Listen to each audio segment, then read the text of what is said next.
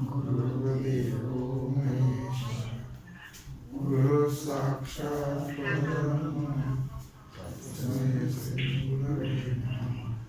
शङ्करं शङ्कराचार्यं केशवं बादरायणं सूत्रभाष्यकृतौ वन्दे भगवन्तः पुनः पुनः।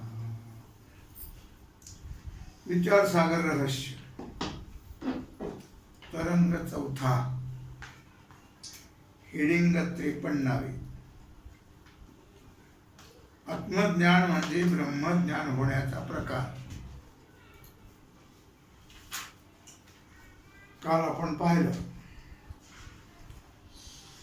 ब्रह्मज्ञान कसे होतं, काय रीते ब्रह्मज्ञान होण्याची। आत्मज्ञान ब्रह्मज्ञान एकच। त्याप्रमाणे अज्ञानाच्या आवरणाने आच्छादित असलेल्या आत्म्याचं ज्ञान करून घेते वेळी आत्मा आपल्याजवळ नाही का आहे, पण तो झाकलाय, अज्ञानाच्या आवरणाने झाकलाय। मग ज्यावेळी त्याचं ज्ञान करून घ्यायचं आहे त्यावेळी शास्त्रीय शुद्ध अंतःकरण वृत्तीच्या व्याप्तीची गरज आहे। शास्त्रीय शुद्ध म्हणजे ज्याचे मल विक्षेप दोष गेलेले आहेत, म्हणजे शुद्ध झाली त्याची अशा प्रकारे बुद्धी किंवा अंतःकरण म्हणून म्हटलं येतं, किंवा शास्त्रीय शुद्ध अंतःकरण वृत्तीच्या म्हणजे त्याचे दोन दोष गेलेले आहेत, व्याप्तीची गरज आहे। शास्त्रीय शब्द वापरला म्हणजेच मन विक्षेप दोष त्याचे गेलेत लक्षामध्ये, आणि एकच दोष राहिलाय, आवरण दोष। कारण तशा अंतःकरण वृत्तीशिवाय आवरण नाश होणार नाही। हे दोन दोष गेल्याशिवाय आवरण दोष राहिला तेवढा तो आवरण दोष जाण्याकरता जो साधन चतुष्टय संपन्न आहे त्याचं नाव मोक्ष, जिज्ञासू। कळलं? परंतु त्या वृत्तीमध्ये असणाऱ्या आभासाचे व्याप्तीची जरुरी नाही। कुठं अंतःकरण वृत्तीच्या ठिकाणी असणाऱ्या आभासाचे व्याप्तीची गरज नाही। का? तर आत्मा हा स्वयंप्रकाश आहे। ज्यावेळी आपण बाह्य विषयाचं ज्ञान करून घेतो ते जड आहे, ते स्वयंप्रकाशित नाही आहे, पण तिथं मात्र आभासाची गरज आहे। इथं आत्मा हा स्वयंप्रकाशित आहे, इथं आभासाची गरज नाहीये। कारण आत्मा हा स्वप्रकाश रूप आहे। अंतःकरणामध्ये चैतन्य प्रतिफलित म्हणजे प्रतिबिंबित होतं। कुटस्थ चैतन्य प्रतिबिंबित होतं की नाही अंतःकरणामध्ये, म्हणून आभासास फल असं नाव म्हणतात। आभासाला काय नाव आहे? फल। त्या म्हणजे अंतःकरणामध्ये चैतन्य प्रतिबिंबित होण्याचं फल आभास। हे मध्य सांगण्याचं काय कारण आहे? तर त्याचं कारण असं आहे की बाह्य पदार्थाच्या ज्ञानकाली वृत्ती व्याप्ती आणि फलव्याप्ती, आणि आत्मज्ञानकाली वृत्ती व्याप्ती फलव्याप्ती नाही, वृत्ती व्याप्ती आहे। बाह्य पदार्थ ज्ञानकाली वृत्ती व्याप्तीची गरज आहे, आणि फलव्याप्तीची गरज आहे म्हणजे काय? फलव्याप्तीची गरज म्हणजे काय? फल कशाला म्हटलं? हा, आभासाची गरज आहे। कळलं? आत्ता सांगितलं ते फलव्याप्तीला म्हटलेलं आहे। आणि आत्मज्ञानकाली फक्त वृत्ती व्याप्तीची गरज आहे, फलव्याप्तीची गरज नाही तिथं। कारण आत्मा कसा आहे? स्वयंप्रकाश रूप आहे। म्हणून अशा भाषेत शास्त्रकार सांगतात या रीतीने महावाक्याचे विचारकाली अंतःकरणाची वृत्ती अंतर्मुख होऊन आत्म्यावरील अज्ञानाचं आवरण निवृत्त करते. कोण? अंतःकरणाची वृत्ती. तिचं कामच आहे आवरण दूर करण्याचं. आणि स्वप्रकाशाने आत्म्याचं सच्चिदानंद ब्रह्मरूपाने अंतःकरणवृत्ती आपोआप ज्ञान, आवृत्तीमध्ये आपोआप ज्ञान होतं. आवरण दूर झालं की अंतःकरण वृत्तीमध्ये आपोआप अशा प्रकारे काय होतं? सच्चिदानंद ब्रह्मरूपाचं ज्ञान किंवा ब्रह्मरूपाने ज्ञान होतं. असा आहे आत्मज्ञानाचा प्रकार. महत्वाचा विषय हा. हे लक्षात आलं म्हणजे जो आनंद सत्य प्रकाश विभू आणि आधार नामरूपास बुद्धी न जाणे आणि जाणेही त्यास तो अपार शुद्ध परमात्मा मीच यास. दोन प्रकार वापरणे. बुद्धी जाणे, न जाणे आणि जाणेही त्यास. बुद्धी न जाणे म्हणजे निरावरणाला जाणत नाही. निरावरणाला जाणत नाही, बुद्धीचं काम करत नाही. काय म्हणून काल सांगितलं दृश्यते त्वग्रया बुद्ध्या. बुद्धी जाणत नाही ना. आवरणयुक्त जो आहे त्याला जाणते बुद्धी. काय म्हणून बुद्धी न जाणे म्हणजे निरावरणाला जाणत नाही, आवरणाला जाणते बुद्धी. निरावरण आवरण नसेल तर परमात्म्याला ती जाणून तिथं जाऊ शकत नाही ती. लक्षामध्ये या पहिल्या तरंगातील मूळ ग्रंथकाराच्या पहिल्या ओवीचा अर्थ लक्षात येईल. आता याबद्दल काही शंका आहे का? आत्ताचा विषय झाला काल आज. असेल तर विचारा, शंका असेल काही तर. बुद्धी न जाणे म्हणजे न जाणे आणि जाणे. हा, इथं काय म्हटलं त्याने? बुद्धी न जाणे. दृश्यते त्वग्रया बुद्ध्या. काय इथं काय म्हटलं की यावरून आवरण सहित आत्मावृत्तीचा विषय आहे. आवरण सहित आत्मा बुद्धिवृत्तीचा विषय आहे. निरावरण शुद्ध आत्मा बुद्धिवृत्तीचा विषय नाही. म्हणून न जाणे. म्हणून न जाणे आणि जाणे आवरण सहित. न जाणे निरावरण. निरावरण परमात्म्याला बुद्धी काम करत नाही घरी. म्हणून दृश्यते वगैरे या बुद्ध्या असं म्हटलेलं आहे. काय मनसैवेद माप्तव्यम. मनबुद्धी तिथं जात नाही, जाणू शकत नाही ती. मनवाच्या तिथं तुझे हे स्वरूप म्हणून अमाप भक्ती केली. भक्तीची अमापे मोजितो अनंता. इतराने तत्वता न मोजवे. लक्षात आलं का? बुद्धी न जाणे म्हणजे निरावरण परमात्म्याला बुद्धी जाणत नाही, आवरणयुक्त परमात्म्याला जाणते. कळलं आता? आता 54 हेडिंग. निर्गुण ब्रह्माचं प्रत्यक्ष ज्ञान होणार नाही. शिष्य शंका घेतो, महाराज हे सर्व मला समजलं बरं का, युक्तीने बरोबरही आहे,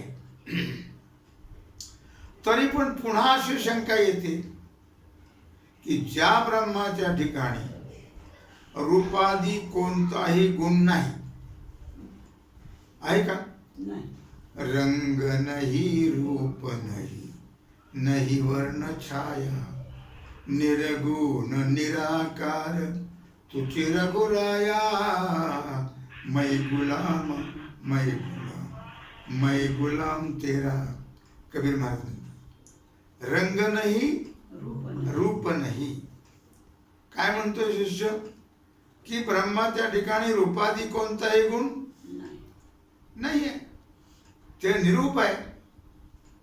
काय अरूप होते ते रूपाशी आले, जीव शिव नाम पावले रे, आपुलच आवडी धरुणी खेळिया, आपापणात व्याले रे. हे जगत कुणी व्याला? तोच व्याला, त्याने निर्माण, आपापणात व्याले रे. आपलीच आवडी त्याला कर्मणा म्हणे. आणि मग इच्छा झाली एकटाच, मला कोणीच नाही जाणायला, त्याच्यामुळे सगळ्या भानगडी वाढल्या. नाही तर कशाला वाढल्या असत्या. मग त्याला इच्छा झाली, एकोहम बहुश्याम प्रजाये. महाराज म्हणतात, एकलेन कंठावेची मनोनिया येणे, केली निर्माण 14ही भुवनी, गगन चंद्र सूर्य मेघ तारांगणी, 5ही महाभूते भौतिके भिन्ने भिन्ने हो, ऐसा लाघवी हा माया सूत्रधारी. त्याला कर्मणा म्हणजे सगळी भानगडी केल्या आणि त्या आमच्या बडक्या बसल्या. काय तेव्हा मुद्दा सांगायचा काय आहे की भगवान हा गुणराहित्यम रूपराहित्यम, गुणरहित आहे, रूपरहित आहे, निर्गुण आहे. गुणरहित म्हणजे निर्गुण आहे. निर्गुण ब्रह्माचं प्रत्यक्ष ज्ञान व्हावं कसं? इत्यादी गुण रूपादी गुण असते तर चक्षुराधिक इंद्रिय आणि ब्रह्माचं प्रत्यक्ष ज्ञान झालं असतं. इंद्रिय संबंध वाचून तर कोणत्याच पदार्थाचं प्रत्यक्ष ज्ञान होत नाही. तेव्हा निर्गुण ब्रह्माचं प्रत्यक्ष ज्ञान होणं शक्य नाही असं वाटतं. याचं समाधान कृपा करून सांग. आता हेडिंग 55, पुराणमतवादी मध्यस्थाचं खंडन. आता हे मधीच उठले पुराणमतवादी. या शंकेवर कोणी तिराईत, माणसाला वाटतं बोलावं मध्ये, कुणाला कीर्तन चाललं तरी काही लोकांना वाटतं मध्येच बोलावं.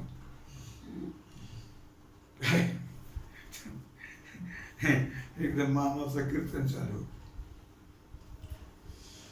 2 शब्द पाठ झाले की माणसाला वाटतं सांगावं. एक मधीच त्याने प्रमाण दिलंय.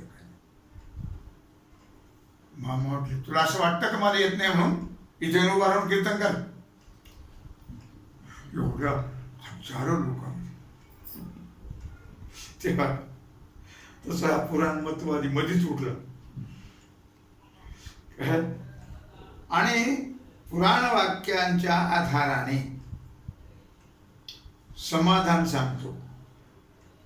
परंतु शिष्य त्या पुराण वाक्यांची व्यवस्था लावून पुन्हा वरील शंका गुरुला विचारतो. आता हा काय म्हणतो मध्यस्थी? अहो म्हणले, रामकृष्णाधिकांच्या ज्या मनुष्याकार मूर्ती आहेत त्या ब्रह्मरूप आहेत काय असं पुराण सांगता आहेत. कारण वर्णन महाराजांनी केलं, नेनो ब्रह्म मार्ग चुकले, नेनो ब्रह्म मार्ग चुकले. काय उघडे पंढरपुराशी आले, उघडे पंढरपुराशी आले. काय असं महाराजांनी वर्णन केलं. नेनो ब्रह्म मार्ग चुकले आणि उघडे पंढरपुराशी आले. किंवा ब्रह्मविद्येचा पुतळा गाई राखीत गोवळा, श्रुतीने नवे ते लीला, वेदा सनकादिका सनकादिका. काय ब्रह्मविद्येचा पुतळा गाई राखीतो गोवळा. ब्रह्म येते काय लक्षात आहे का? तेव्हा इथे काय म्हटलं की रामकृष्णाधिकांच्या ज्या मनुष्याकार मूर्ती आहेत त्या ब्रह्मरूप आहेत असं पुराण सांगतात. यावरून त्यांचं जे प्रत्यक्ष ज्ञान तेच ब्रह्माचं प्रत्यक्ष ज्ञान. शिष्य म्हणतो, आता या दोघांचीच लागली. त्या आकारवान मूर्ती माया रचित आहेत. त्या मूर्तीत ब्रह्म नाहीत. ब्रह्म रूपरहित आहेत. ब्रह्म कसं आहे? रूपरहित आहे. म्हणून त्या मूर्तीचं जे प्रत्यक्ष ज्ञान ते ब्रह्माचं प्रत्यक्ष ज्ञान नाहीये. प्रकृती स्वामधिष्ठाय संभवात्म्यात्म मायया. काय? संभवाम्यात्म मायया. या कशा विभूती मूर्ती आहेत त्या माया रचित आहेत असं म्हणायचं. मध्यस्थ म्हणतो अहो पुराणामध्ये तर रामकृष्णाला जी ब्रह्मता सांगितलेली आहे ती त्यांच्या साकार शरीराला नाही, त्या साकार शरीराचं अधिष्ठान असणाऱ्या चैतन्याला ब्रह्मरूपता सांगितलेली आहे. हे शरीर ब्रह्म नाही, आत्मा ब्रह्म आहे. शरीरचं पंचमहाभूतच आहे. शिष्य म्हणतो अहो शरीर अधिष्ठानालाच ब्रह्मता म्हणायची तर मनुष्य पशवादिकांच्या शरीरांचेही अधिष्ठान ब्रह्मच आहे सगळ्यांचं. मग रामकृष्ण व पशु यांच्यात काय अंतर? मध्यस्थ म्हणतो आणि खूप लांब बोलतो त्यांचं मध्यस्थ. आपण असं म्हणू की इतर शरीरापेक्षा रामकृष्णादिकांच्या शरीराच्या ठिकाणी अलौकिक सामर्थ्य किंवा सिद्धी आहे, म्हणून त्यांच्या शरीराला पुराणाने ब्रह्मता प्रतिपादन केलेली आहे.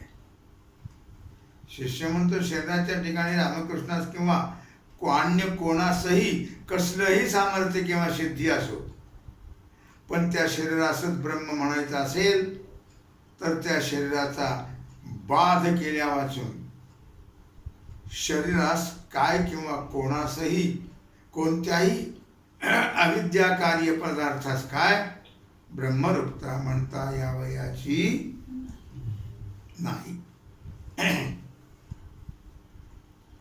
हे बाध समानाधिकरणामध्ये काय श्री गुरुने निश्चित सांगितलंय.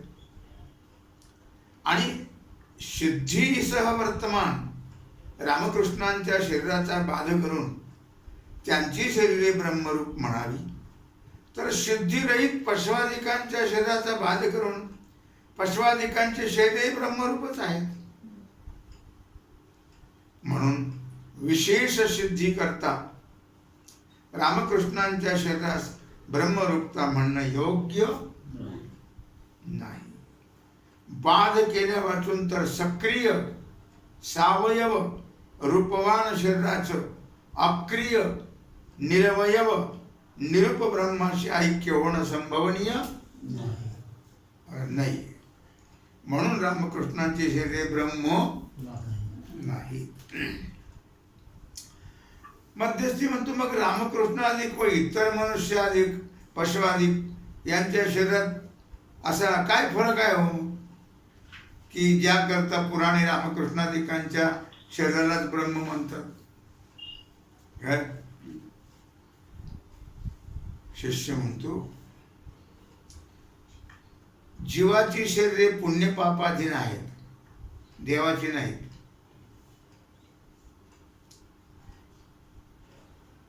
जीवाची शरीरे भूतकार्य आहेत, देवाची नाहीत. जीवाना अविद्येने आत्म्याच्या ठिकाणी अहम मम अध्यास आहे, देवाला नाही. जीवाला आचार्य उपदेशाने अध्यास निवृत्ती करून घ्यायची आहे, देवाला उपदेशाची गरज नाही. या अभिप्रायाने देवाची शरीरे ब्रह्मरूप आहेत असं म्हटलं आहे. कळलं? परंतु त्यांची शरीरे ब्रह्मरूप आहेत या अभिप्रायाने पुराणाधिकांनी किंवा पुराणकारांनी ब्रह्मता म्हटलेली नाही. मध्यस्थी म्हणतो मग रामकृष्णाधिकांची शरीरे जर आमच्या शरीरासारखी हात पायाधिक अवयववान आहेत तर तुम्ही पंचमभूताची कार्य नाहीत असं कसं काय म्हणता येईल? कारण रामकृष्णाधिकांचे शरीर वायुरूप असतं, पंचमभूताची नाही येते. शिवाय शांकर भाष्याची आनंदगिरी म्हणून टीकाकार आहेत त्या, आणि मांडुक्याच्या टीकेत म्हणजे मांडुक्य उपनिषदावर भाष्य केले त्यांनी, त्या भाष्याच्या टीकेमध्ये रामकृष्णाची शरीर भूतकार्य आहेत असं म्हटले. आणि जेवढे म्हणून शरीर आहेत तेवढे पुण्य पापाची असते, पुण्य पापाने रचित असते. व त्या शरीरधारीस त्याच्या पुण्य पापानुसार सुखदुःखादी अवश्य भोगावे लागतात.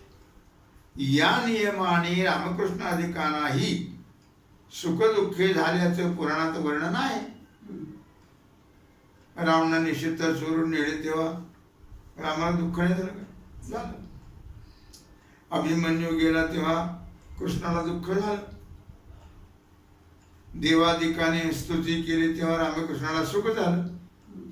म्हणजे असं असताना त्यांची शरीरे पुण्यपापाधीन नाहीत असं तरी कसं म्हणता येईल? शिष्य म्हणतो, अहो आपण म्हणता असं कोणालाही वाटणं साहजिक आहे, पण ते खरं नाही. काय लक्षात आलं का? कारण ज्यावेळी सृष्टीचा आरंभ होतो त्यावेळी पूर्वसृष्टीतील सर्व जीवांच्या सर्व कर्मांचा झोपेप्रमाणे समष्टी अविद्येत लय झालेला असतो. ती जीवाची कर्मे आपले फळ सुखदुःख देण्याला उन्मुख म्हणजे तयार होतात.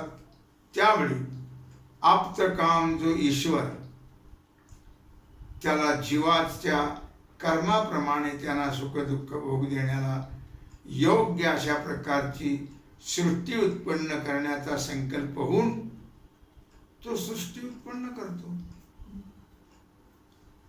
त्यावेळी त्या ईश्वराला ब्रह्मदेव असं नाव प्राप्त होतं. सृष्टी उत्पन्न करतो तेव्हा सृष्टी उत्पन्न केल्यावर त्याच ईश्वराला जगत पालन करण्याचा संकल्प होऊन उत्पन्न होऊन तो जगाचं पालन करतो. त्यावेळी त्याला विष्णू असं नाव प्राप्त होतं. सर्व जीवांना दुःख देऊ नये, सुखच द्यावं हा पालन शब्दाचा अर्थ नाही.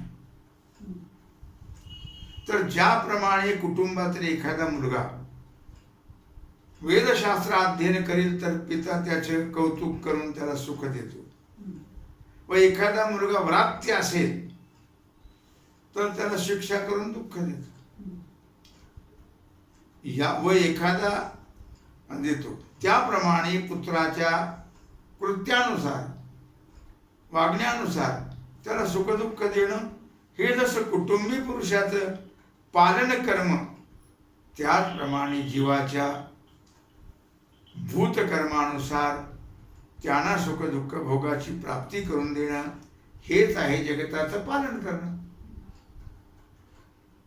लक्षामध्ये त्यात ईश्वराचं कुटुंब मोठं एवढंच काय ते अधिक,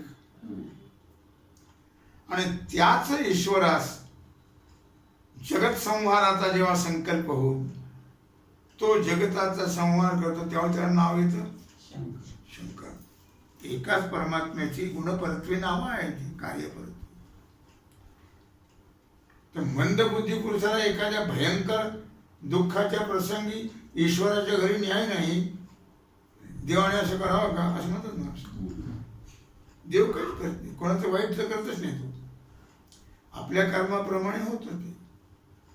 मी आजपर्यंत कोणाचा घातपात केला नाही, खोटं बोललो नाही, कोणतं पाप केलं नाही. मग असं असताना ईश्वराने मला या भयंकर दुःखात का म्हणून लोटलं असेल, त्याला काय म्हणावं असं वाटतं लोकांना. परंतु पूर्वजन्मीच्या पातकाचे जरी आपल्याला ज्ञान नसले तरी ते सर्वज्ञ ईश्वराला असते, आणि तो सत्य संकल्प आहे. सत्य संकल्पाचा दाता नारायण असं म्हणतो. आणि म्हणून लहान मुलाने चोरून खाल्ला असताही ज्याप्रमाणे त्या मुलाचे हाताला डाग देऊन म्हणजे त्याला दुःख देऊन त्याचं पालन करते, त्याप्रमाणे पूर्वकर्माप्रमाणे जीवाला सुखदुःख देण्याची व्यवस्था करून ईश्वर जीवाचं पालन करतो. त्यात उपासकाच्या उपासना बलाने ईश्वराला असा संकल्प उत्पन्न होतो किंवा रामकृष्णाधिक नावाची श्यामसुंदर मूर्ती सर्वांना प्रतीत व्हावी अशा संकल्पाने विशेष नामरूपरहित ईश्वराच्या ठिकाणी रामकृष्णादी नावाची पितांबरधारी श्यामसुंदर अशा आकाराची मूर्ती केवळ संकल्पाने उत्पन्न होते. म्हणून ती शरीरे पूर्वकर्माधीन नाहीत. लक्षामध्ये